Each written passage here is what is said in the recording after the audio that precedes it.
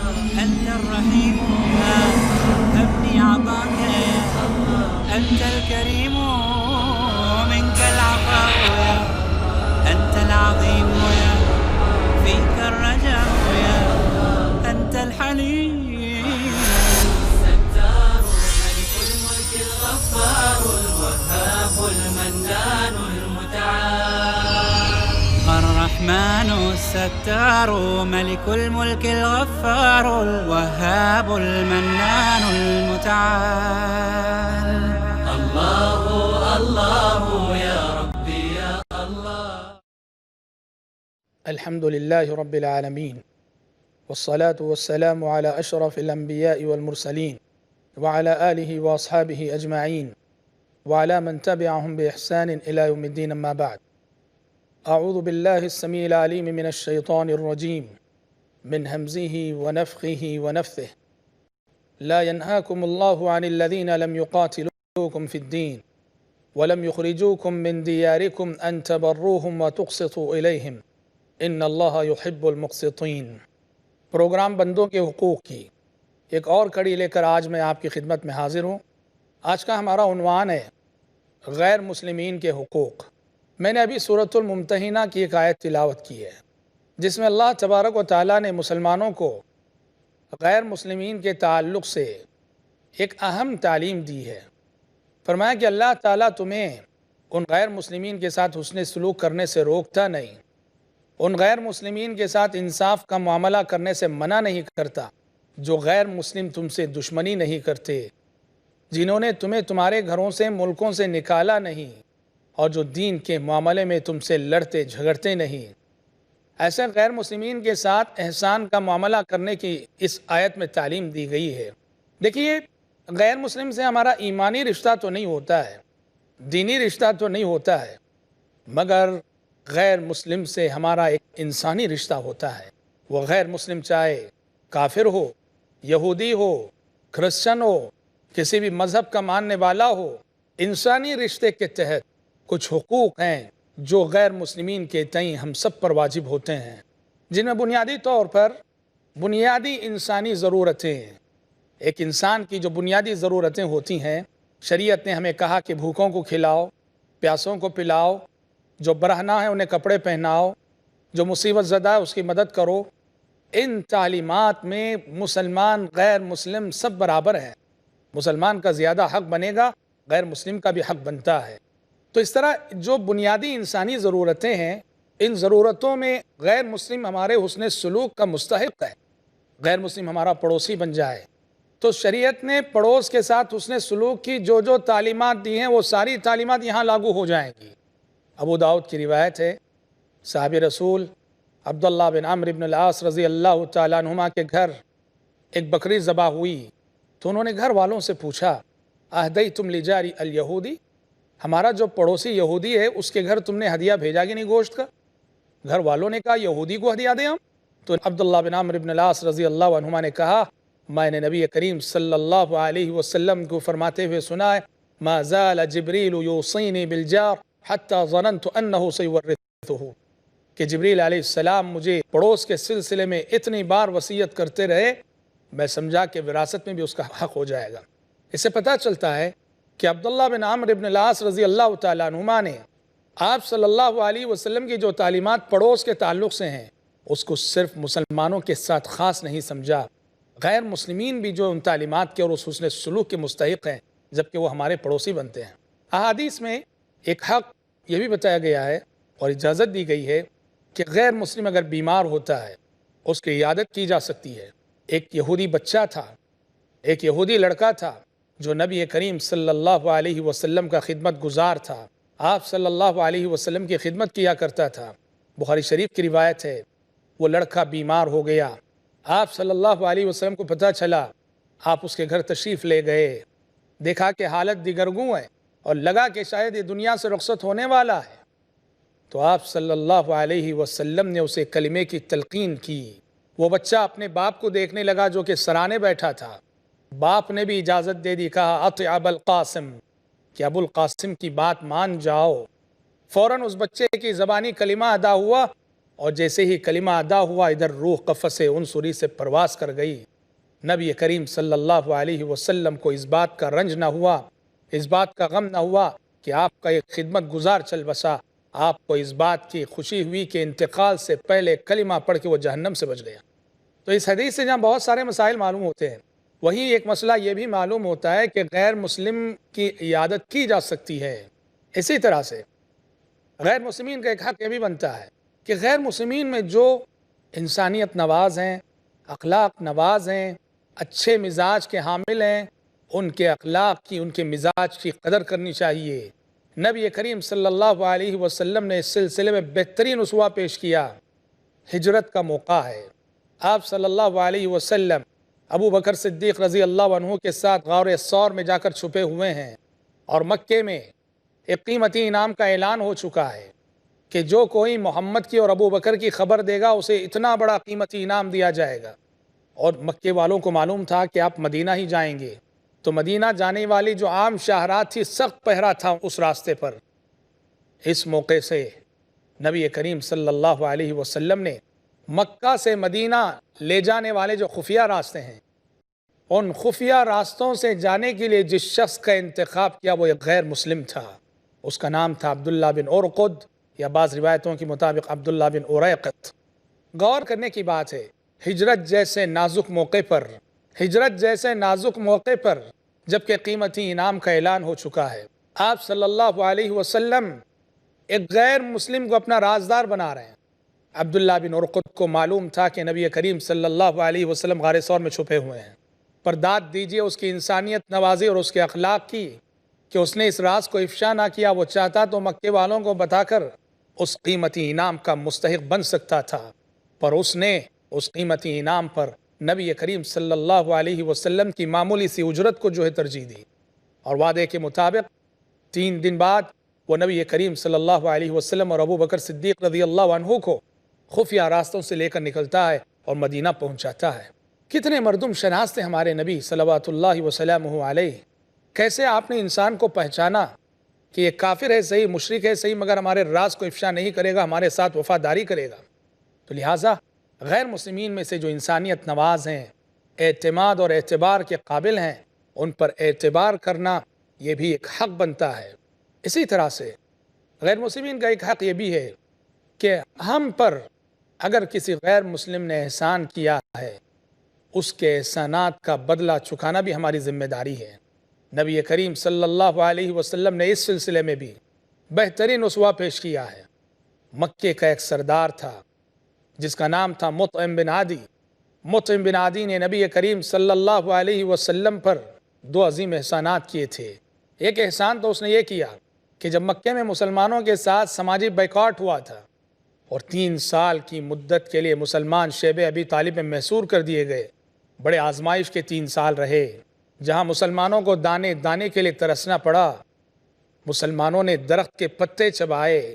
سعد بن ابی وقاص رضی اللہ عنہ کہتے ہیں انہی دنوں کی بات ہے کہ میں شیب ابی طالب میں گزر رہا تھا، شدت کی بھوک لگی ہوئی تھی، کھانے کے لیے کوئی چیز نہیں مل رہی تھی۔ اچانک مجھے میرے قدموں تلے کوئی بھیگی بھیگی سی چیز لگتی نظر آئی۔ فرماتے ہیں میں نے آنکھ بند کر لی، وہ چیز اٹھائی اور کھا لیا۔ فرماتے ہیں مجھے آج تک نہیں معلوم کہ وہ کیا چیز تھی جو میں کھایا تھا۔ ایسی آزمائش، آپ جانتے ہیں یہ بائیکاٹ کیسے ختم ہوا؟ یہ سماجی بائیکاٹ، اس کو ختم کرنے والا سردار مطعم بن عدی تھا۔ کافر ہے، مشرک ہے، پر انسانیت نواز تھا۔ اس نے مکے والوں سے کہا کہ لوگوں، ہم نے محمد اور اس کے ساتھیوں پہ ظلم کی انتہا کر دی، حد کر دی ہے، وہ بھی تو ہمارے جیسے انسان ہیں۔ چنانچہ اس نے 2-4 ساتھیوں کے ساتھ اس بائیکاٹ کا بائیکاٹ کر دیا، اور خانہ کعبہ میں انہوں نے جو اس سلسلے میں ایک تحریر آویزاں کی تھی، اس تحریر کو نکال کے پھاڑ کر پھینک دیا۔ نبی کریم صلی اللہ علیہ وسلم نے مطعم بن عدی کے اس احسان کو یاد رکھا۔ دوسرا احسان مطعم بن عدی کا یہ تھا کہ آپ صلی اللہ علیہ وسلم جب طائف تشریف لے گئے تو طائف سے واپسی پر مشرکین مکہ نے آپ صلی اللہ علیہ وسلم کا داخلہ بند کر دیا مکے میں، کہا کہ آپ مکے میں داخل نہیں ہو سکتے۔ اس وقت مطعم بن عدی آگے بڑھ کر آیا اور اس نے آپ صلی اللہ علیہ وسلم کو اپنی شخصی پناہ میں مکے میں داخلہ دلایا۔ شخصی پناہ کا وہ بڑا لحاظ رکھتے تھے۔ مطعم بن عدی نے جب آپ کو پناہ دے دی تو وہ لوگ چھوڑ دیے نبی کریم صلی اللہ علیہ وسلم کو، انہوں نے مکے میں داخل ہونے کی اجازت دے دی۔ دیکھو نبی کریم صلی اللہ علیہ وسلم نے مطعم بن عدی کے اس احسان کو یاد رکھا۔ جب آپ ہجرت کر کے مدینہ چلے گئے اور مدینہ جانے کے بعد جنگ بدر ہوئی، جنگ بدر میں 70 کافر مارے گئے اور 70 کافر گرفتار ہوئے، قیدی بنائے گئے۔ مسلمانوں کے ہاتھ میں یہ 70 قیدی تھے۔ اس وقت آپ صلی اللہ علیہ وسلم نے مطعم بن عدی کو یاد کیا، اور افسوس کہ اس وقت تک مطعم بن عدی کا انتقال ہو چکا تھا۔ آپ نے مطعم بن عدی کو یاد کرتے ہوئے فرمایا تھا، بخاری شریف کے الفاظ ہیں، لو كان المطعم ابن عدی حیا ثم کلمنی فی هؤلاء النتنا لاعتقتهم له۔ آپ نے فرمایا تھا کہ اگر آج مطعم بن عدی زندہ ہوتا اور وہ آ کر ان 70 قیدیوں کی سفارش میں ایک جملہ کہہ دیا ہوتا، میں مطعم بن عدی کے ایک جملے پر ان 70 قیدیوں کو بلا معاوضہ آزاد کر دیا ہوتا۔ سبحان اللہ، قربان جائیے ان کریمانہ اخلاق پر۔ هل جزاء الاحسان الا الاحسان، احسان کا بدلہ احسان ہی ہو سکتا ہے۔ احسان احسان ہوتا ہے، چاہے وہ مسلمان کا ہو، چاہے وہ غیر مسلم کا ہو، چاہے وہ بوڑھوں کا ہو، بچوں کا ہو، احسان احسان ہوتا ہے، چاہے وہ کسی کا بھی کیوں نہ ہو۔ انسان کو زندگی میں احسانات کو یاد رکھنا چاہیے۔ جو بھی احسان کرتا ہے اور جو احسان کرتا ہے اس کے احسان کو یاد رکھ کر زندگی میں موقع آئے تو اس کے احسانات کا بدلہ چکانے کی کوشش کرنی چاہیے، بھلے سے وہ غیر مسلم ہی کا معاملہ کیوں نہ ہو۔ ایک چھوٹا سا بریک ہم لیتے ہیں، جڑے رہیں آپ ہمارے ساتھ، بہت جلد لوٹیں گے ہم۔ بریک سے قبل ہماری گفتگو ہو رہی تھی کہ غیر مسلم کے حقوق میں سے ایک حق یہ بھی ہے کہ اس کے جو احسانات ہم پر ہوتے ہیں ان احسانات کو یاد رکھ کر ان کا بدلہ دینے کی کوشش کرنی چاہیے۔ اس سلسلے میں بخاری شریف میں ایک عظیم واقعہ مروی ہے۔ واقعہ یہ ہے کہ ایک مرتبہ نبی کریم صلی اللہ علیہ وسلم صحابہ کرام رضوان اللہ علیہم اجمعین کے ساتھ سفر میں کہیں جا رہے تھے۔ سینکڑوں کی تعداد میں آپ کے ساتھ صحابہ تھے اور پانی ختم ہو گیا تھا، پانی نہیں مل رہا تھا۔ نبی کریم صلی اللہ علیہ وسلم نے پانی کی تلاش میں آپ نے آدمی بھیجے، پانی تو نہیں ملا، البتہ انہیں ایک کافر عورت مل گئی، مشرک عورت مل گئی جو اپنے اونٹ پر پانی کے مٹکوں کو لادے ہوئے لا رہی تھی۔ صحابہ اس خاتون کو پکڑ لائے۔ نبی کریم صلی اللہ علیہ وسلم نے اس خاتون کے مٹکے میں اپنا ہاتھ رکھا، اپنا دست مبارک رکھا، اور معجزانہ طور پر آپ صلی اللہ علیہ وسلم کی انگلیوں کے درمیان سے پانی کے چشمے ابلنے لگے۔ سارے صحابہ نے اپنی اپنی ضرورتیں پوری کر لیں، جنہیں پینا تھا پی لیا، جنہیں غسل کرنا تھا غسل کر لیا، جنہیں اسٹور کرنا تھا اسٹور کر لیا، پر اس عورت کا پانی جیسا کا ویسا رہا، ایک قطرہ کمی نہ آئی۔ تاہم نبی کریم صلی اللہ علیہ وسلم نے صحابہ سے فرمایا کہ اس عورت کے پانی میں ہم نے ہاتھ رکھا، بیچاری جا رہی تھی، پکڑ کے لائی گئی، اس کا بدلہ دے دو، اس کی اجرت دے دو۔ صحابہ کرام رضوان اللہ علیہ مجمعین نے اس کی اجرت دے دی، کسی نے ستو کا آٹا دے دیا، کسی نے کھجوریں دے دیں۔ وہ عورت بہت خوش ہوئی، ایک تو پانی بھی بچا رہا اور دوسرے اتنی بھاری اجرت بھی مل گئی۔ اور اس نے جا کر اپنی بستی والوں سے، اپنے قبیلے والوں سے کہا، جئتکم من عند اسحر الناس، کہا کہ لوگوں میں تمہارے پاس ایک بہت بڑے جادوگر کے پاس سے ہو کے آ رہی ہوں۔ معجزے کو اس نے جادو سمجھا۔ اس واقعے میں جو عبرت کا پہلو ہے وہ یہ ہے، راوی حدیث کہتے ہیں کہ اس واقعے کے بعد جب کبھی نبی کریم صلی اللہ علیہ وسلم جہاد کے لیے فوجیں روانہ کرتے تھے تو کمانڈر کو یہ نصیحت اور وصیت کرتے کہ دیکھو وہ خاتون جس کے پانی سے ہم نے ایک مرتبہ فائدہ اٹھایا تھا، اس خاتون کی بستی اور قبیلے پہ حملہ نہ کرنا۔ سبحان اللہ، قربان جائیے ان اخلاق پر۔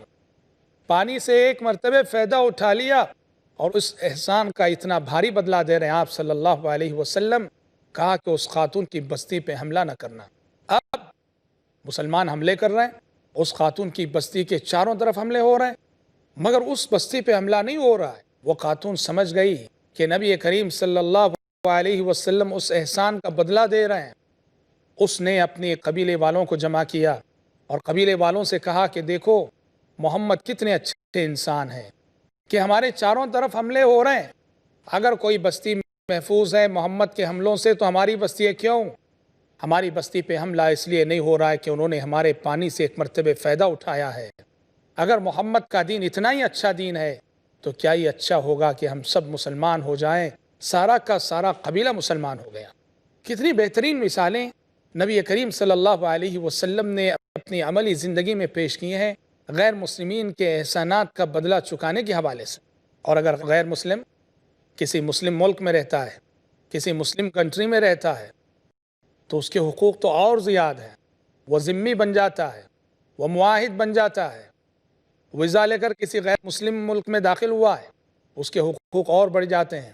اس کی جان، اس کا مال، اس کی عزت و آبرو کا تحفظ کرنا سارے مسلمانوں کی ذمہ داری ہے، حکومت کی بھی اور پبلک کی بھی۔ چنانچہ ایک حدیث میں آپ صلی اللہ علیہ وسلم فرماتے ہیں، من قتل معاہدا لم یرح رائحة الجنہ وَإِنَّ رِيحَهَا لَيُوجَدُ مِن مَّسِيرَةِ 40 عَامًا۔ آپ نے فرمایا کہ جو شخص کسی ایسے غیر مسلم کو قتل کرتا ہے، جو مسلمان کسی ایسے غیر مسلم کو قتل کرتا ہے جس غیر مسلم کا مسلم حکومت کے ساتھ عہد و پیمان ہوتا ہے، تو ایسا مسلمان جنت کی خوشبو بھی نہیں پائے گا، حالانکہ جنت کی خوشبو 40 سال کی مسافت سے سونگھی جا سکتی ہے۔ ایک حدیث میں آپ صلی اللہ علیہ وسلم نے فرمایا، أَلَا لَا يَحِلُّ لَكُمُ الْحِمَارُ الْأَهْلِ وَلَا لُقْطَةُ مُعَاهِدٍ۔ آپ نے فرمایا کہ لوگوں، غیر مسلم کا لقطہ کہتے ہیں گری پڑی چیز کو، کسی کا سامان گر جاتا ہے، کہا کہ کسی غیر مسلم جو کہ معاہد ہو اس کا لقطہ تمہارے لیے جائز نہیں ہے، اس لیے کہ اس کا مال محترم ہو جاتا ہے۔ تو لہٰذا مسلم ممالک میں رہنے والے غیر مسلموں کے حقوق اور بڑھ جاتے ہیں، اور ان حقوق کی ادائیگی تمام مسلمانوں کے لیے بہت ضروری ہو جاتی ہے۔ حضرات، ان سب حقوق سے ہٹ کر غیر مسلم کے حقوق کی جب بات کی جائے تو یہ غیر مسلم کا سب سے عظیم حق، سب سے بڑا حق یہ ہے کہ ہم اس تک اللہ کے دین کی امانت کو پہنچائیں، اسے دین کی دعوت دیں، اسے اللہ کی طرف بلائیں، اسے توحید کی دعوت دیں۔ یہ کسی بھی غیر مسلم کا سب سے بڑا حق ہے جو ہر مسلمان پر واجب ہوتا ہے۔ یہ دین اللہ کی امانت ہے اور یہ سارے انسانوں کا دین ہے۔ محمد صلی اللہ علیہ وسلم صرف مسلمانوں کے رسول نہ تھے، آپ تو رحمت للعالمین تھے۔ قرآن مجید صرف مسلمانوں کی ہدایت کے لیے نازل نہیں ہوا ہے، وہ تو ہدی للعالمین ہے، ہدی للناس ہے۔ اللہ تعالیٰ صرف مسلمانوں کا رب نہیں ہے، اللہ تعالیٰ تمام انسانوں کا رب ہے۔ اور آپ صلی اللہ علیہ وسلم کی خصوصیت پچھلے انبیاء کے مقابلے میں کہ ہر نبی مخصوص قوم کی طرف بھیجا جاتا تھا، آپ صلی اللہ علیہ وسلم ساری انسانیت کی جانب بھیجے گئے۔ قُلْ يَا أَيُّهَا النَّاسِ إِنِّي رَسُولُ اللَّهِ إِلَيْكُمْ جَمِيعًا الَّذِي لَهُ مُلْكُ السَّمَاوَاتِ وَالْأَرْضِ۔ اے پیغمبر کہہ دیجئے آپ کہ لوگو، میں تم سب کی جانب اللہ تعالیٰ کی جانب سے بھیجا ہوا رسول ہوں۔ ان آیتوں کا تقاضا ہے کہ ہم اللہ کے دین کی امانت کو اللہ کے بندوں تک پہنچائیں، اور یاد رکھنا یہ ذمہ داری اگر ہم ادا نہیں کریں گے، کل اللہ کے پاس ہم جواب دہ ہوں گے، اور اس ذمہ داری کو ادا کیے بغیر ہم اپنی نجات کا خواب بھی نہیں دیکھ سکتے۔ کنتم خیر امۃ اخرجت للناس تأمرون بالمعروف وتنہون عن المنکر۔ تم سب سے بہترین امت ہو جو لوگوں کے لیے برپا کی گئی ہے، جو لوگوں کے لیے نکالی گئی ہے، امر بالمعروف کرتے ہو اور نہی عن المنکر کرتے ہو۔ اخرجت للناس کا مطلب کیا ہے؟ لوگوں کی بھلائی کے لیے، لوگوں کی ہدایت کے لیے یہ امت برپا کی گئی ہے۔ انسانوں کی ہدایت کے لیے کام کرنا، انسانوں کی ہدایت کے لیے تڑپنا، یہ بہت بڑی ذمہ داری ہے۔ پیارے نبی صلی اللہ علیہ وسلم کے کردار کا ایک گوشہ اور آپ کے کردار کا ایک پہلو آپ کا وہ درد ہے اور آپ کا وہ دکھ ہے جو آپ گمراہ انسانیت کو دیکھ کر اپنے دل میں محسوس کیا کرتے تھے۔ آپ صلی اللہ علیہ وسلم جب انسانوں کو شرک پر چلتے ہوئے دیکھتے، جہنم کی طرف بڑھتے ہوئے دیکھتے، اتنے غم زدہ ہوتے، اتنے رنجیدہ ہوتے کہ آسمان سے آنے والی وحی کو کہنا پڑتا، فَلَعَلَّكَ بَاقِعٌ نَفْسَكَ عَلَىٰ آثَارِهِمْ إِن لَّمْ يُؤْمِنُوا بِهَذَا الْحَدِيثِ آسَفًا۔ اے پیغمبر، ان کے ایمان نہ لانے کا آپ کو اتنا صدمہ ہے، ان کافروں کے مسلمان نہ ہونے کا آپ کو اتنا رنج ہے، غم ہے، معلوم ہوتا ہے کہ آپ اس صدمے سے اپنے آپ کو ہلاک کر ڈالیں گے۔ آج درد کی یہ سنت آپ انسانیت کو لے کر تڑپنے کی یہ سنت، انسانیت کے انجام کے سلسلے میں فکر مند ہونے کی یہ سنت، آج یہ سنت ہماری زندگیوں سے چھوٹ چکی ہے۔ ہر شخص اپنے آپ سے سوال کرے، ہمارے سامنے بھی غیر مسلم رہتے ہیں، ہمارے تعلقات ہیں، کاروبار میں، بزنس میں، تعلیم میں، معاشرتی زندگی میں غیر مسلمین کے ساتھ ہمارا اٹھنا بیٹھنا ہے۔ کیا ہم غیر مسلمین کو دیکھ کر اسی طرح تڑپتے ہیں جس طرح ہمارے نبی تڑپا کرتے تھے؟ اس امت کا مسئلہ یہ ہے کہ اس امت نے اپنا داعیانہ مزاج کھو دیا ہے۔ امت کی ماضی کی نسلوں اور موجودہ نسل میں بنیادی فرق ہے کہ امت کی ماضی کی نسلیں وہ داعیانہ مزاج کی حامل تھیں، اور امت کی موجودہ نسلوں میں اس داعیانہ مزاج کا فقدان ہے۔ یہی وجہ ہے کہ ماضی میں تجارت کی غرض سے عرب جہاں بھی گئے تو تاجر بن کر، مگر ان سے دعوت کا کام ہوا، اس لیے کہ داعیانہ مزاج رہنے کی وجہ سے وہ تاجر سے بڑھ کر دائی ہوا کرتے تھے۔ اور آج افسوس ہے کہ یہ مزاج عوام تو عوام، خود علماء کے اندر بھی نہیں یہ دعوت کا مزاج۔ تو لہٰذا غیر مسلم کا ایک بنیادی حق یہ بنتا ہے کہ ہم اللہ کے دین کی امانت کو ان تک پہنچانے کی کوشش کریں، اور اس سلسلے میں دعاؤں کا سہارا بھی لینا چاہیے۔ غیر مسلم کے حق میں دعائے ہدایت کرنی چاہیے۔ ابو موسیٰ الاشعری رضی اللہ عنہ کہتے ہیں، امام بخاری نے الادب المفرد میں یہ حدیث روایت کی ہے کہ یہودی آپ صلی اللہ علیہ وسلم کی خدمت میں آتے تھے اور آ کر آمدن چھینکا کرتے تھے، اور ان کا مقصود یہ ہوتا کہ نبی کریم صلی اللہ علیہ وسلم ان کی چھینک کے جواب میں یرحمکم اللہ کہیں، رحمت کی دعا دیں۔ مگر پیارے نبی صلی اللہ علیہ وسلم جب یہودیوں کی چھینکنے کی آواز کو سنتے تو آپ کہتے یہدیکم اللہ ویصلح بالکم، اللہ تمہیں ہدایت دے، اور ہدایت دے کر اللہ تعالیٰ تمہارے حالات درست فرمائے۔ تو لہٰذا غیر مسلم کے حق میں ہدایت کی دعا کرنی چاہیے۔ سب سے پہلے تو کوشش ہو، دعوت دیں، قرآن پیش کریں، اسلامک لٹریچرز پیش کریں، اور کوشش کے ساتھ ساتھ ان کے حق میں دعائیں ہونی چاہیے۔ دعاؤں سے قسمت بدل جاتی ہے۔ ذرا سوچو، عمر فاروق رضی اللہ تعالیٰ عنہ مسلمان ہوئے، کیسے مسلمان ہوئے؟ نبی کریم صلی اللہ علیہ وسلم کی دعا کا اثر تھا۔ حضرت عمر اسلام لانے سے پہلے مسلمانوں کے کٹر دشمن تھے، کٹر مخالف تھے، اور اتنے بڑے مخالف تھے کہ مسلمان ان کے قبول اسلام کے سلسلے میں سوچ بھی نہیں سکتے تھے۔ آپ اندازہ لگائیے، ایک میاں بیوی لیلہ اور عامر رضی اللہ عنہما دونوں ہجرت کر رہے تھے، اور یہ اس وقت کا واقعہ جب عمر ابھی مسلمان نہیں ہوئے تھے۔ دونوں ہجرت کر رہے تھے، سامنے سے حضرت عمر آ گئے۔ دونوں پہلے تو ڈر گئے کہ عمر اب روکیں گے، پکڑیں گے، ماریں گے۔ عمر فاروق رضی اللہ عنہ قریب آنے کے بعد ان سے پوچھتے ہیں کہاں جا رہے ہو؟